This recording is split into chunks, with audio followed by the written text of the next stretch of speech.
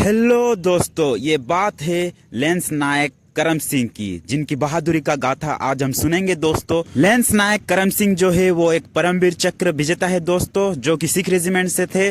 ये बात शुरू होता है रिचमार गली कश्मीर से, जिसमें वो बहादुरी के साथ लड़ते हैं दोस्तों। और वो डेट जो था वो था 13 अक्टूबर 1948। जो सिख सोल्जर थे वो देखते हैं अपने ट्रेंच के दुश्मन निधि सी 80 से ते चौथा तू हूँ के करिए। इसका मतलब the enemy has come close, we are just 3 and you are the 4th, what do we do.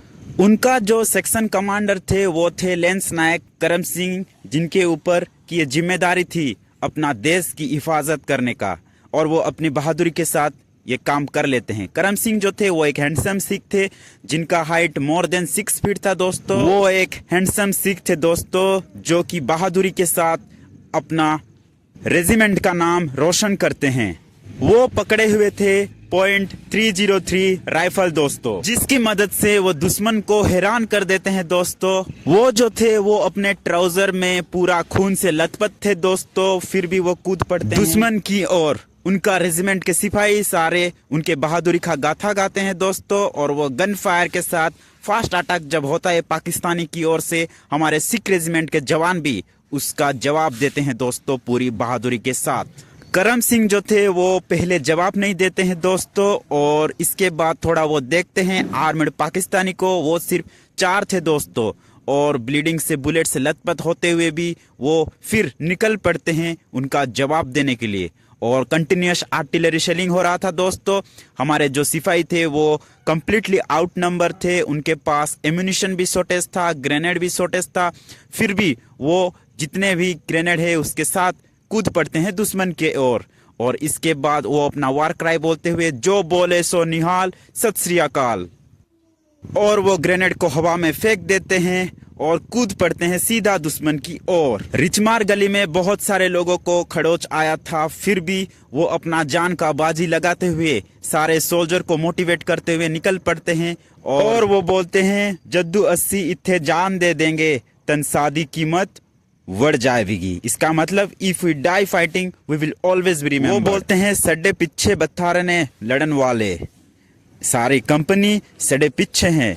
इसका मतलब there are many who will continue the fight after we die.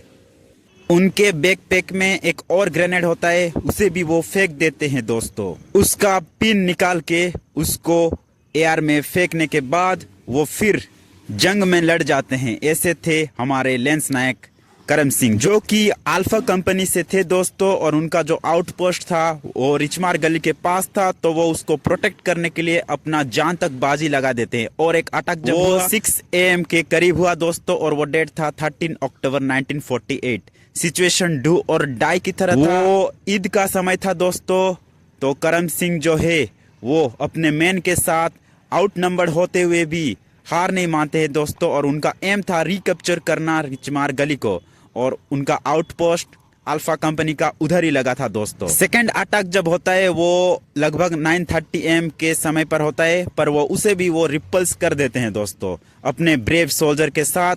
वो रियलाइज करते हैं कि वो ज्यादा देर स्ट्रांगली होल्ड नहीं कर सकते, क्योंकि वो बहुत ही कम नंबर में थे दोस्तों। वो पूरा आउट नंबर थे, जैसे कि 1 के लिए 10, और इंटेंस आर्टिलरी फायर आ रहा था। एम्यूनिशन का भी कोई होप नहीं था। अपना ऑन सेफ्टी और इंजरीज को ना देखते हुए वो कूद पड़ते हैं अपना देश की रक्षा करने के लिए। और वो 2 वॉन्डेड मैन जो थे वो अपने 4th सोल्जर के साथ, जो कि अनहार्म था, उसके साथ उसका मदद करने के लिए बंकर की ओर चले जाते हैं। लगभग 10 AM में और एक अटैक लंच हो जाता है दोस्तों, और अटैक पे अटैक होता जा रहा था, पर हमारे सिपाही जो थे वो हार नहीं मान रहे थे। वो भी फ्रंट लाइन में रहकर वो फाइट कर रहे थे, जैसे कि एक प्राउड खालसा वॉरियर की तरह। उनका मोरल कभी भी डाउन नहीं हुआ दोस्तों, और लेंस नायक ने कभी भी उसे डाउन होने नहीं दिया। इस अटैक के समय पर करम सिंह को एक जोर से इंजरीज लग जाती है, और फिर नेक्स्ट अटैक होता है वो 1 PM के लगभग होता है, और वो अपना एग्जाम्पलरी एक्ट ऑफ ब्रेवरी दिखाते हैं।